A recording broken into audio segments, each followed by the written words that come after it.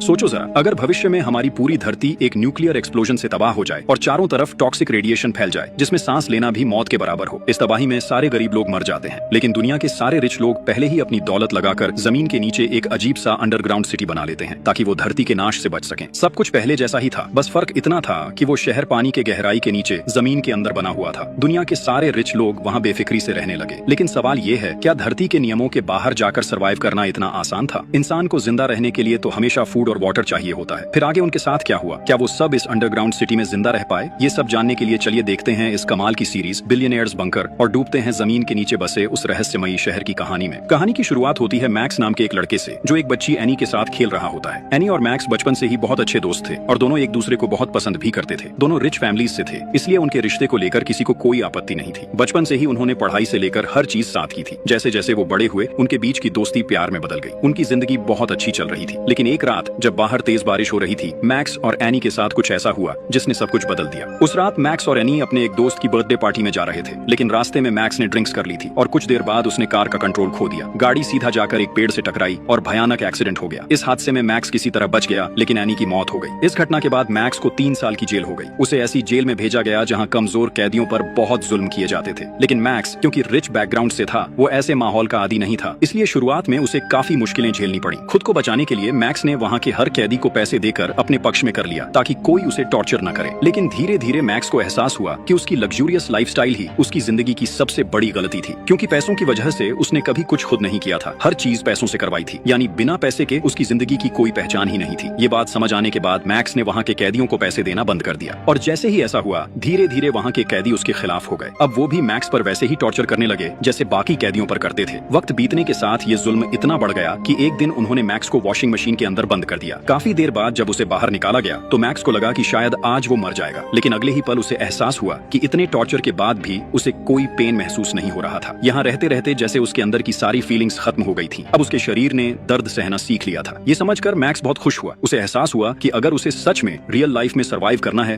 तो उसे एक डरे हुए इंसान की तरह नहीं, बल्कि एक सच्चे बहादुर आदमी की तरह जीना होगा। ये सोचते सोचते मैक्स ने खुद को तैयार करना शुरू कर दिया ताकि अब कोई भी कैदी उसकी तरफ हाथ उठाने की हिम्मत न करे। वो हर दिन ट्रेनिंग करने लगा और कुछ ही समय में मैक्स बेहद पावरफुल बन गया। धीरे धीरे मैक्स की फाइटिंग स्किल्स भी काफी बेहतर हो गई। अब वो जेल के अंदर होने वाले फाइटिंग मैचेस में हिस्सा लेने लगा। वक्त के साथ उसकी स्किल्स इतनी शानदार हो गई कि कोई भी उसके सामने लड़ने की हिम्मत नहीं करता था। इसी तरह देखते ही देखते 3 साल बीत गए। अब मैक्स जेल के अंदर बहुत फेमस हो चुका था। सब उसे जेल का सबसे बेहतरीन फाइटर मानते थे और चूंकि अब उसके जेल में आने के 3 साल पूरे हो चुके थे, इसलिए उसकी सजा भी पूरी तरह खत्म हो गई थी। और आज का दिन था जब मैक्स को जेल से रिहा किया जाना था, इसलिए वहाँ सबने बहुत खुशी से सेलिब्रेट किया और मैक्स को विदाई दी। मैक्स मुस्कुराते हुए जेल के बाहर आया जहाँ उसका फादर जेम्स उसका इंतजार कर रहा था। लेकिन जेम्स ने वहीं उसे कहा कि हम अभी अपने घर नहीं लौटेंगे, हमें एक स्पेशल जगह पर जाना होगा। उसने बताया कि इन 3 सालों में दुनिया बहुत बदल चुकी है। कई जगहों पर न्यूक्लियर वॉर्स शुरू हो गए हैं और खबर है कि जल्द ही पूरी दुनिया में न्यूक्लियर वॉर छिड़ जाएगा जिससे धरती पूरी तरह तबाह हो सकती है। साधारण लोगों को इस बारे में कुछ भी पता नहीं था, लेकिन जेम्स बहुत अमीर इंसान था, इसलिए उसके पास देश की सारी गुप्त खबरें रहती थी। फिलहाल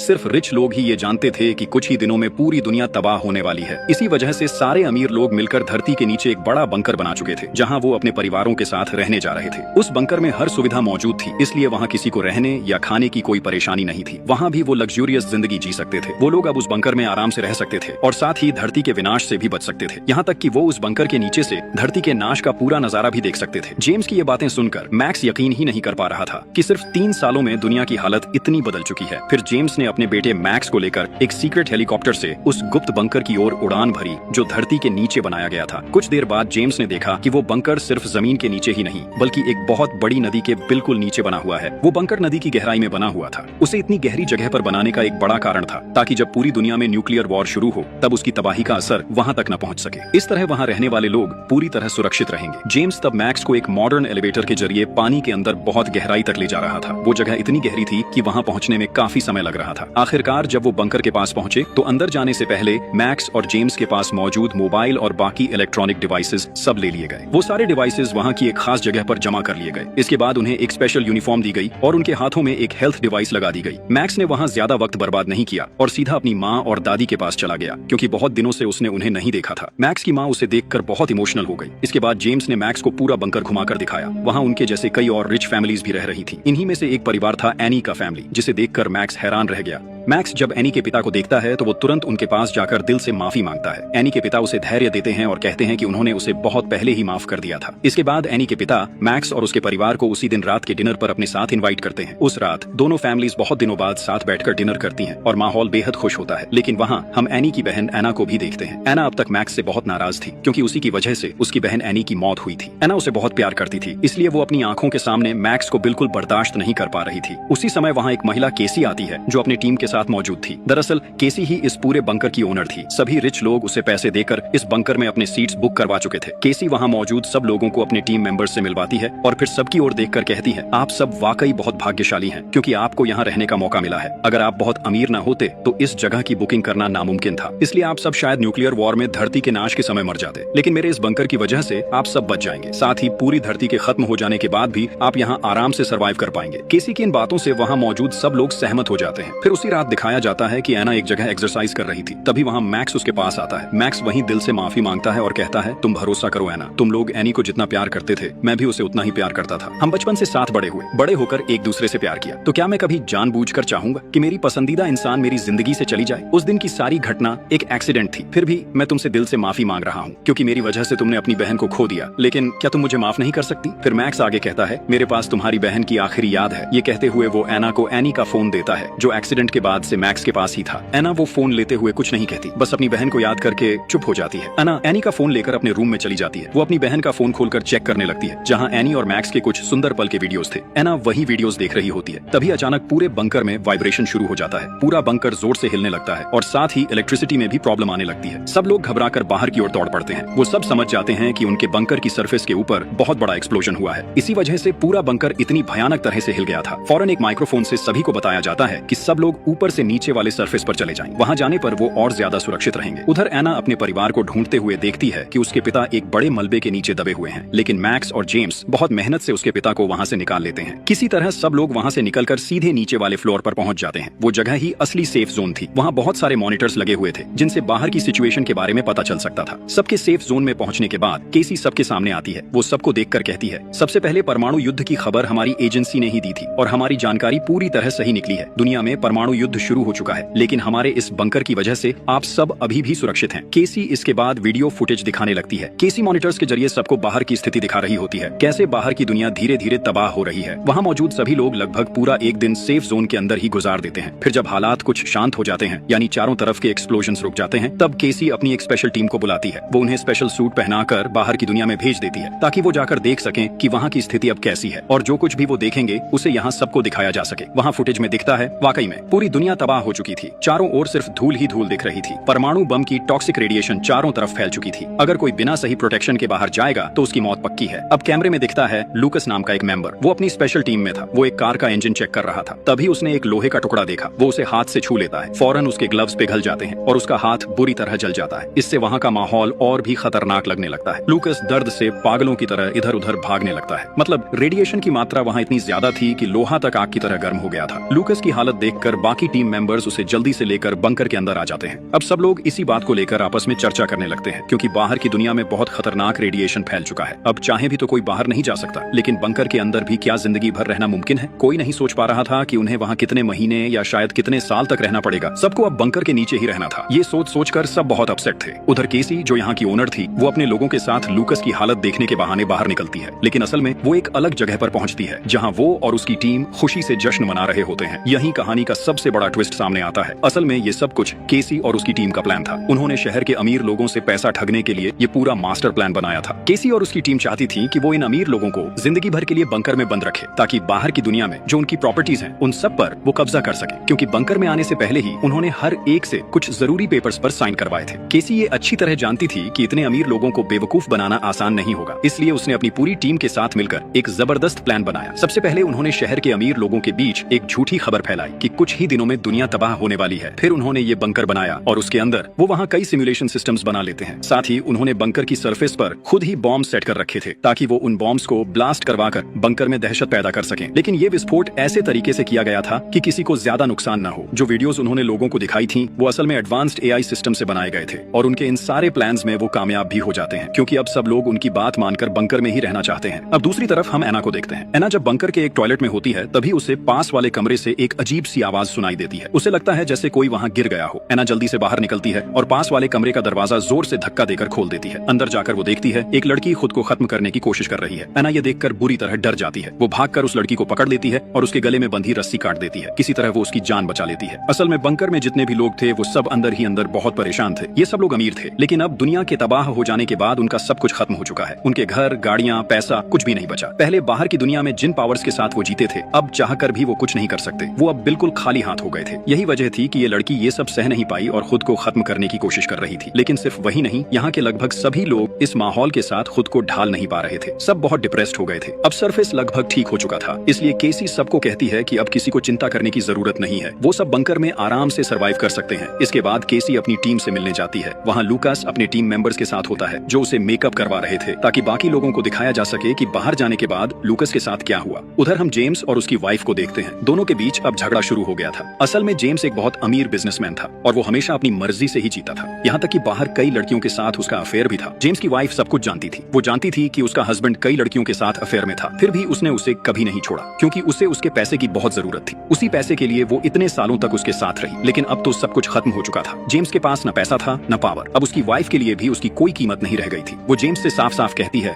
तुम इतने सालों में जिन जिन औरतों के साथ रहे, मैं उन सब के बारे में जानती थी। सब कुछ जानते हुए भी मैंने कभी कुछ नहीं कहा। चुपचाप तुम्हारे साथ रही। जानते हो क्यों? सिर्फ तुम्हारे पैसे के लिए। मुझे पैसों की बहुत जरूरत थी, लेकिन अब तुम्हारे पास कुछ भी नहीं है, ना पैसा ना औरतें। अब मुझे तुम्हारी कोई जरूरत नहीं है। मैं अब अपनी मर्जी से जीऊंगी, इसलिए मेरी जिंदगी में तुम रुकावट मत बनो। ये सब सुनकर जेम्स बहुत गुस्से में आ जाता है। जब उसकी वाइफ वहाँ से निकलने लगती है, जेम्स उसे डांटते डांटते उसके पीछे पीछे जाने लगता है। फिर वो बिना किसी की अनुमति लिए वहाँ मौजूद सबके हिस्से का खाना खाने लगता है। उधर जब गार्ड्स ये सब देखते हैं तो वो तुरंत वहाँ पहुंच जाते हैं। वो अपनी इलेक्ट्रिक गन से जेम्स को झटका देने लगते हैं, लेकिन तभी वहाँ मैक्स पहुंचता है। वो अकेले ही उन गार्ड से लड़ने लगता है ताकि अपने पिता को बचा सके। तभी सही समय पर केसी वहाँ पहुंच जाती है। वो खुद सामने आकर सबकी प्रॉब्लम सॉल्व कर देती है। दूसरी तरफ हम एना के पेरेंट्स को देखते हैं। यहाँ पता चलता है कि एना के पिता का नाम हावर्ड है। जेम्स और उसकी वाइफ की तरह हावर्ड और उसकी वाइफ के रिश्ते भी ज्यादा अच्छे नहीं थे। दोनों के बीच भी अक्सर झगड़े होते रहते थे। हावर्ड और उसकी वाइफ आपस में झगड़ रहे थे। असल में हावर्ड की वाइफ एक बहुत गरीब परिवार से थी और उम्र में हावर्ड से काफी छोटी थी, लेकिन उसने हावर्ड की दौलत और पावर देखकर उससे शादी कर ली थी। कई साल साथ रहने के बाद भी वो उसे दिल से कभी प्यार नहीं कर पाई। उधर हम मिली नाम की एक लड़की को देखते हैं। उसके पास कुछ गार्ड्स आते हैं। वो मिली से कहते हैं कि उन्हें पता चला है उसका ब्लड ग्रुप AB नेगेटिव है, इसलिए अब उन्हें उसकी बहुत जरूरत है। लूकास बहुत बीमार था। रेडिएशन की वजह से उसका शरीर बुरी तरह जल गया था, इसलिए अब मिली ही उसकी मदद कर सकती थी। असल में केसी के लोग मिली और बाकी सभी को बताते हैं कि रेडिएशन की वजह से लूकास का आधा खून खराब हो चुका है और उसे बचाने के लिए AB नेगेटिव ब्लड की जरूरत है। इसलिए वो मिली समेत 2 और लोगों को लेकर एक जगह पहुंचते हैं। फिर उन्हें लूकास के पास ले जाया जाता है। लूकास को पहले से मेकअप करा के बिल्कुल रेडी किया गया था। यहाँ तक कि उन तीनों को वहाँ लाना भी केसी और उसकी टीम की योजना का हिस्सा था। ये पूरा प्लान इसलिए बनाया गया था ताकि सब लोग अपनी आंखों से लूकास की हालत देख सके और जाकर बाकी लोगों को ये बात बताए जिससे सब डर जाए और कोई भी बाहर जाने की कोशिश न करे। मिली जब वहाँ लूकास को देखने आती है तो उसे सच में लगता है कि उसकी हालत बहुत खराब है। थोड़ी देर बाद लूकास वहीं मरने का नाटक करता है। सबको बता दिया जाता है कि लूकास मर गया है। लूकास की ऐसी हालत देखकर मिली बहुत इमोशनल हो जाती है। अब धीरे धीरे केसी और उसकी टीम का पूरा प्लान सामने आने लगता है। केसी और उसकी टीम अपने प्लान में काफी हद तक सफल हो चुकी थी।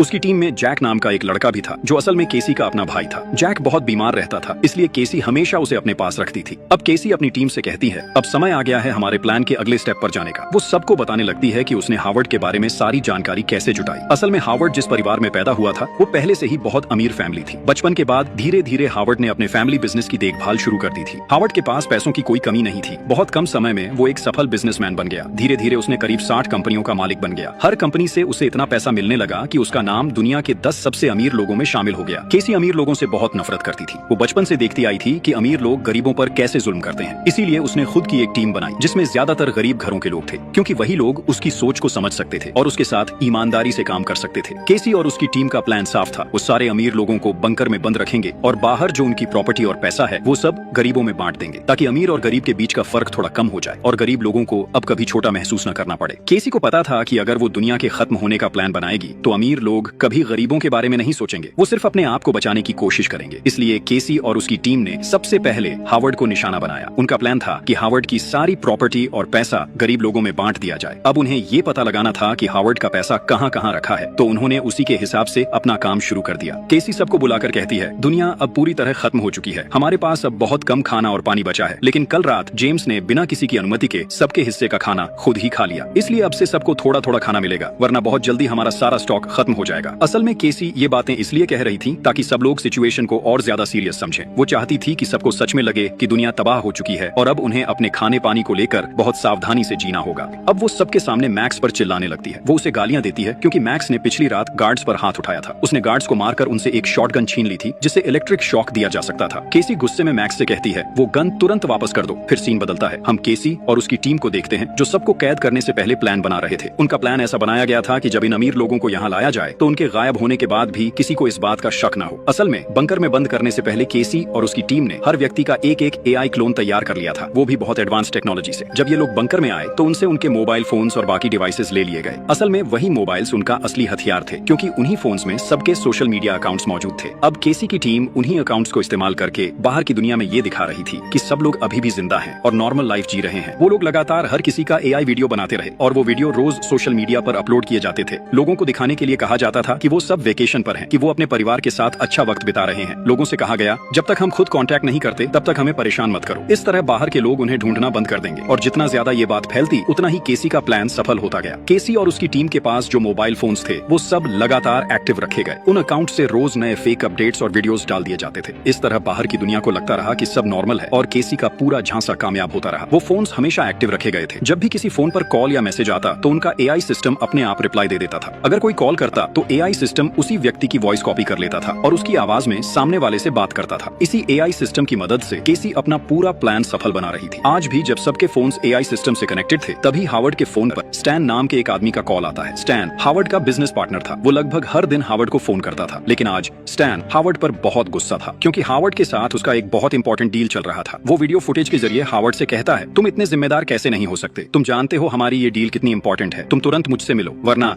चाहे तुम पृथ्वी के किसी भी कोने में हो, मैं तुम्हें ढूंढ कर निकाल ही लूंगा। स्टैन की ये बातें सुनते ही केसी और उसकी टीम थोड़े चिंतित हो जाते हैं क्योंकि उन्हें समझ नहीं आ रहा था कि इस बार स्टैन को कैसे हैंडल किया जाए। अब हम बंकर के सभी लोगों को देखते हैं। वो सब अंदर से टूट चुके थे क्योंकि किसी की जिंदगी अब ठीक से नहीं चल रही थी। सबको ये बात पता चल चुकी थी कि दुनिया के खत्म हो जाने के बाद उनका सारा धन संपत्ति भी खत्म हो गया है। अब वो सब खाली हाथ हैं। यहाँ हर फैमिली के लोग आपस में झगड़ने लगे थे। उनके रिश्ते धीरे धीरे टूटने लगे थे क्योंकि ज्यादातर रिश्ते सिर्फ पैसे के लिए बने थे। अब हालात इतने बिगड़ चुके थे कि कुछ वाइफ्स अपने हस्बैंड्स को छोड़ रही थीं और कुछ हस्बैंड्स भी अपनी वाइफ से दूर जा रहे थे। यहाँ तक कि बच्चे भी अब अपने माँ बाप की कद्र नहीं कर रहे थे। अब हर किसी का असली चेहरा सामने आने लगा था। कई अमीर लोगों को ये एहसास हुआ कि अब तक लोग सिर्फ उनके पैसों के लिए ही उनके साथ थे। उन्हें जो इज्जत और सम्मान मिला वो सब सिर्फ पैसे की वजह से था। असल में उनके पास अपनी कोई सच्ची पहचान नहीं थी। उधर इसी बीच केसी की टीम ने हावर्ड का एआई मॉडल तैयार कर लिया था जिसकी मदद से वो स्टैन से सीधे हावर्ड की आवाज में बात करवा सकते थे। यानी अब हावर्ड की जगह एआई ही बात करेगा। तो वो लोग अपना सिस्टम चालू करते हैं और स्टैन को वीडियो कॉल करते हैं। फिर हावर्ड का एआई मॉडल एक्टिवेट कर दिया जाता है। इसके बाद वो एआई मॉडल स्टैन से बात करना शुरू करता है। अब केसी की टीम एआई के जरिए स्टैन से बातचीत करती है और उन्हें पता चलता है कि कुछ महीने पहले स्टैन और हावर्ड ने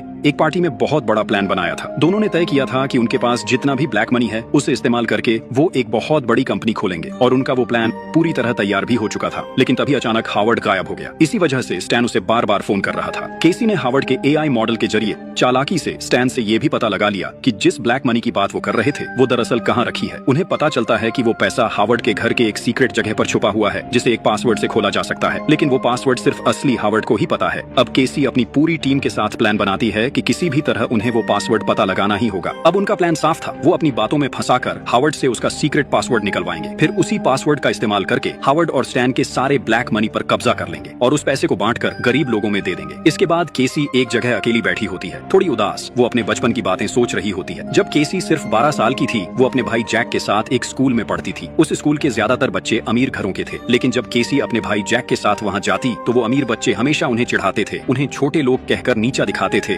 वो दोनों भाई बहन को हमेशा गरीब कहकर अपमानित करते थे। हालांकि केसी और उसका भाई जैक बहुत टैलेंटेड स्टूडेंट्स थे, लेकिन गरीब होने की वजह से उनकी मेहनत और हुनर की कभी कद्र नहीं हुई। ऊपर से उनके पिता की आर्थिक हालत भी बहुत खराब थी। एक दिन केसी की माँ एक छोटा सा खत लिखकर उसे और जैक को छोड़कर चली गई। उनके पिता पहले से ही नशे के आदी थे, इसलिए उस दिन के बाद केसी और जैक के पास कोई नहीं बचा। वो दोनों सिर्फ एक दूसरे का सहारा बनकर बड़े हुए। कम उम्र में ही उन्हें यह समझ आ गया था कि उनका भविष्य कोई और नहीं बनाएगा, उन्हें खुद ही अपने लिए रास्ता बनाना होगा। इसलिए उसी वक्त से दोनों भाई बहन ने कड़ी मेहनत शुरू कर दी। वो अपनी पढ़ाई में और ज्यादा ध्यान देने लगे। धीरे धीरे दोनों ने कई डिग्रीज हासिल कर ली। फिर एक समय आया जब दोनों ने मिलकर काफी रिसर्च की और अपना खुद का AI आर्टिफिशियल इंटेलिजेंस सिस्टम बना लिया। तब उन्हें लगा कि अब वो अपनी जिंदगी में कुछ बड़ा कर पाएंगे। लेकिन बहुत जल्द उन्हें एहसास हुआ कि इस दुनिया में पैसे और पावर के बिना कुछ भी हासिल नहीं किया जा सकता। उन्होंने भले ही सबसे एडवांस्ड AI मॉडल बना लिया था, उनके पास पैसे नहीं थे, इसलिए वो अपने AI को मार्केट में लॉन्च नहीं कर पा रहे थे और न ही लोगों के सामने अपना काम दिखा पा रहे थे। इसलिए उन्होंने कई कंपनियों से फंड मांगा ताकि वो अपने AI को दुनिया के सामने पेश कर सके। लेकिन उस वक्त किसी ने उनका साथ नहीं दिया। उल्टा सबने उनके काम को मजाक समझा और उन्हें नीचा दिखाया। कुछ कंपनियां जो फंड देने को तैयार हुई, वो भी बिजनेस का ज्यादातर हिस्सा अपने नाम करना चाहती थी। धीरे धीरे केसी की हालत ऐसी हो गई जैसे उसकी पीठ दीवार से लग गई हो। एक वक्त पर उसे एहसास हुआ कि इस दुनिया में पैसे के बिना मेहनत और हुनर की कोई कीमत नहीं होती। केसी को अब ये समझ आ गया था कि अमीर लोग कभी भी उसके जैसे लोगों को ऊपर नहीं आने देंगे। उधर अमीरों के बच्चे कुछ किए बिना ही सिर्फ अपने पैसों की ताकत से बड़ी बड़ी कंपनियों के मालिक बन रहे थे। समाज में जो अमीर थे वो और ज्यादा अमीर होते जा रहे थे और जो गरीब थे उन्हें और नीचे धकेला जा रहा था। इस नाइंसाफी को केसी अब और सह नहीं पा रही थी। इसलिए उसने ठान लिया कि वो समाज के हर गरीब इंसान की मदद करेगी और इसके लिए वो और उसका भाई जैक अपने बनाए हुए AI सिस्टम के जरिए इस प्लान को सफल बनाना चाहते थे। और प्लान के मुताबिक उन्होंने बिल्कुल वैसा ही किया। केसी ने अपने प्लान को सफल बनाने के लिए ऐसे ही लोगों को अपनी टीम में शामिल किया जो उसके और उसके भाई की तरह बहुत टैलेंटेड थे, लेकिन पैसे की कमी की वजह से किसी ने उनके टैलेंट की कद्र नहीं की थी। उनमें से ज्यादातर लोग भी अपनी जिंदगी में कभी न कभी किसी अमीर इंसान द्वारा अपमानित हुए थे। इसी तरह केसी ने अब तक अपना पूरा प्लान चलाया। अब हम केसी को फिर से देखते हैं। वो अपनी टीम से कहती है, मेरे दिमाग में एक आइडिया आया है। मुझे अब समझ में आ गया है कि मैं हावर्ड से उसका पासवर्ड कैसे निकलवा सकती हूँ। केसी अब जान चुकी थी कि हावर्ड से पासवर्ड कैसे निकलवाना है। उसने तय किया कि वो हावर्ड को वही देगी जिसकी उसे सबसे ज्यादा जरूरत है, अटेंशन और केयर की। क्योंकि बंकर में आने के बाद से हावर्ड सबके लिए एक नजरअंदाज किया हुआ इंसान बन गया था। अब अगर कोई उसकी परवाह करे तो वो उसे जरूर अहमियत देगा। इसलिए केसी अपनी टीम की एक मेंबर को हावर्ड के पास भेजती है। उस लड़की का नाम था इंग्रिड। इंग्रिड हावर्ड से बहुत अच्छे से पेश आने लगती है। वो उसकी बातों में इंटरेस्ट दिखाती है और धीरे धीरे उसे अपनी तरफ आकर्षित करने लगती है। थोड़े ही समय में हावर्ड और इंग्रिड के बीच एक अच्छी दोस्ती हो जाती है। हावर्ड और इंग्रिड अब एक दूसरे के साथ वक्त बिताने लगे थे क्योंकि अब हावर्ड के पास बात करने के लिए कोई नहीं था। एक दिन इंग्रिड हावर्ड से कहती है, अगर तुम चाहो तो हम दोनों एक गेम खेल सकते हैं, इससे हमारा बोरिंग वक्त थोड़ा अच्छा गुजरेगा। हावर्ड उसकी बात मान जाता है। फिर इंग्रिड मुस्कुराते हुए कहती है, चलो हम दोनों एक दूसरे को अपने सीक्रेट्स बताएंगे। बातों बातों में इंग्रिड बताने लगती है कि उसके भी कुछ सीक्रेट लॉकर्स थे जहां उसने अपनी जिंदगी की सबसे कीमती चीजें रखी थी, लेकिन दुनिया के खत्म होने के बाद वो सब शायद नष्ट हो चुके हैं। इंग्रिड उससे पूछती है, तुम्हारे लॉकर के पासवर्ड्स क्या थे? फिर वह बनावट की बातें करके धीरे धीरे अपने लॉकर्स के पासवर्ड्स बताती है। बातों बातों में हावर्ड भी इंग्रिड पर भरोसा कर बैठता है। वो धीरे धीरे अपने सीक्रेट पासवर्ड सब बता देता है। और सिर्फ इतना ही नहीं, अब क्योंकि हावर्ड के पास कुछ भी बचा नहीं था, वो इंग्रिड को अपने बैंक और जहां जहां पैसा रखा था उन सब जगहों के डिटेल्ड पासवर्ड्स भी बता देता है। इसके बाद केसी का पूरा प्लान पूरी तरह कामयाब हो जाता है। अगले दिन केसी और उसकी टीम हावर्ड के AI कैरेक्टर का इस्तेमाल करके वो फिर से स्टैन को फोन करते हैं। वो स्टैन से कहता है, मैं अभी देश से बहुत दूर हूँ, फिर भी मैं तुम्हें बता रहा हूँ कि हमने अपना ब्लैक मनी कहाँ रखा है। ये रहे उन जगहों के पासवर्ड्स। तुम वहाँ से सारा पैसा निकाल लो और उस पैसे से कोई स्टार्टअप कंपनी शुरू कर दो क्योंकि मेरे लौटने में बहुत देर हो जाएगी। इसी बीच केसी हावर्ड के AI कैरेक्टर के जरिए स्टैन को और एक बात बहुत साफ तरीके से बता देती है, तुम खुद से कोई कंपनी मत खरीद लेना, मैं जो कंपनी का नाम बताऊंगा वही खरीद लेना। असल में ये भी केसी और उसकी टीम का एक बड़ा चालाकी भरा प्लान था। उनका मकसद था स्टैन को इस तरह मैनिपुलेट करना कि वो वही कंपनी खरीदे जिनका फैसला केसी कर चुकी है। केसी ने स्टैन को जिस कंपनी को खरीदने के लिए कहा था वो दरअसल उनकी बनाई हुई एक फेक कंपनी थी। जैसे ही स्टैन और हावर्ड का पैसा उस कंपनी में लगाया जाता, केसी और उसकी टीम चालाकी से वो सारा पैसा अपने कब्जे में ले लेते। इसी तरह सबसे पहले उन्होंने हावर्ड का पैसा हड़प लिया और फिर धीरे धीरे बंकर में मौजूद बाकी सारे अमीर लोगों का पैसा भी चुपचाप अपने कंट्रोल में लेने लगे। उधर अब हम मैक्स को देखते हैं। उसे यहाँ की हर चीज कुछ अजीब लगने लगी थी। खासकर सबके हाथों में जो ब्रेसलेट्स थे उन्हीं पर उसे शक हो रहा था, क्योंकि जब उन्हें ये ब्रेसलेट्स दिए गए थे तो कहा गया था कि ये उनकी सेफ्टी के लिए हैं। कहा गया था कि ये ब्रेसलेट्स उनकी हेल्थ कंडीशन बताने के लिए हैं। लेकिन जब मैक्स ने ध्यान से अपना ब्रेसलेट देखा तो उसे उसके अंदर एक छोटा सा माइक्रोफोन नजर आया। यानी उसी माइक्रोफोन के जरिए केसी और उसकी टीम उनकी सारी बातें सुन रही थी। ये देखकर मैक्स को बहुत शक होने लगा। इसलिए उसने तय किया कि वो बंकर के बारे में और जानकारी निकालेगा, लेकिन वो ये काम अकेले नहीं कर सकता था क्योंकि पकड़े जाने का खतरा था। इसलिए उसने फैसला किया कि वो इस काम में एना को अपना साथी बनाएगा। मैक्स अब एना से दोस्ती करना चाहता था। वो कुछ कागज के टुकड़ों पर अपनी सारी बातें लिख कर उसके पास लाता है, क्योंकि अगर वो सीधे एना से बात करता तो केसी और उसकी टीम माइक्रोफोन्स के जरिए उनकी हर बात सुन सकती थी। मैक्स एना के पास जाकर एक कागज दिखाता है जिस पर लिखा होता है, चुप रहो। एना हैरान होकर उसकी तरफ देखती है। फिर मैक्स अगले कागज पर लिखता है कि यहाँ आने के बाद से उसे कई बातें अजीब लगी हैं।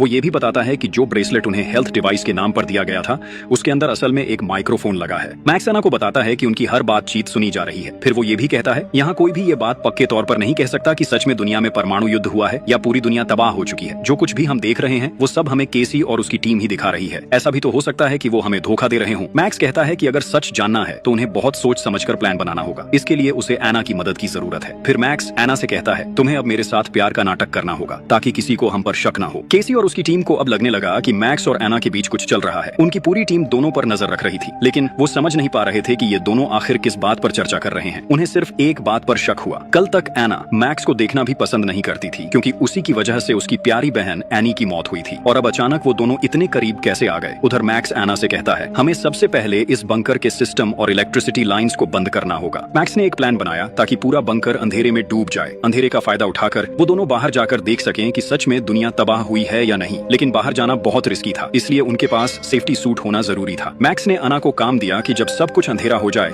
तो वो 2 सेफ्टी सूट चुरा कर ले आए। तब तक मैक्स बंकर के सिस्टम रूम को ढूंढ लेगा। इसके बाद अपने अगले प्लान के लिए उसने अना को अपने रूम में बुला लिया। मैक्स वहां जाकर बहुत जोर से रोमांटिक म्यूजिक प्ले कर देता है ताकि वो बिना झिझक अपने प्लान के बारे में खुलकर बात कर सके। मैक्स और अना सोचते हैं कि जल्दी ही वो इंटीमेट हो सकते हैं, इसलिए केसी की टीम उन पर ज्यादा ध्यान नहीं देगी। इसी बीच मैक्स अना को अपने कमरे में दिखाता है कि वहाँ एक सीक्रेट एग्जिट गेट है, यानी अब उन्हें बंकर के अंदर एक डिस्ट्रैक्शन बनानी होगी ताकि सारे गार्ड्स दरवाजों से हट जाएं। उनके पास एक आइडिया था। अना मैक्स से कहती है कि वो कभी केमिस्ट्री की स्टूडेंट थी, उसके पास अब कुछ केमिकल्स हैं जिनसे वो एक छोटी बॉम्ब बना सकती है और उस बॉम्ब से शायद वो डिस्ट्रैक्शन बना पाएगी। दूसरी तरफ केसी हावर्ड के एआई मॉडल ने स्टैन को कुछ कहा। स्टैन उसी बात पर सीधे बैंक जाकर उस कंपनी को देखने चला गया, लेकिन कंपनी देखकर उसे अच्छा महसूस नहीं हुआ, इसलिए उसने हावर्ड को वीडियो कॉल कर बताया कि कंपनी उसे ज्यादा पसंद नहीं आई। स्टैन की बात सुनकर केसी अपने प्लान के मुताबिक उस कंपनी में अपनी टीम मेंबर लूकस को भेजती है। वो लूकस को हावर्ड से भी बड़ा इन्वेस्टर बनाकर पेश करती है। लूकस वही व्यक्ति था जिसने पहले रेडिएशन से झुलस कर मरने का नाटक किया था। अब केसी लूकस से कहती है कि स्टैन के सामने कंपनी की रेट और शेयर्स बढ़ा चढ़ा कर दिखाए ताकि स्टैन सोचे कि कंपनी की कीमत बहुत ज्यादा है और लालच में आकर उसे खरीदना चाहेगा, क्योंकि बाद में उसे इस कंपनी से बहुत प्रॉफिट मिलने वाला है। अना अपनी प्लान पर काम करने लगती है। दूसरी तरफ मैक्स काफी खोजबीन के बाद बंकर का कंट्रोल रूम ढूंढ लेता है और वहां का सिस्टम बंद कर देता है। इससे तुरंत हावर्ड का एआई मॉडल भी बंद हो जाता है और स्टैन के साथ उसकी वीडियो कॉल भी कट जाती है। अब स्टैन समझ नहीं पा रहा था कि उसे उस कंपनी को खरीदना चाहिए या नहीं। कुछ देर बाद मैक्स और अना अपने प्लान के मुताबिक सारे सिस्टम्स फिर से चालू कर देते हैं क्योंकि उनका प्लान पूरा हो चुका था।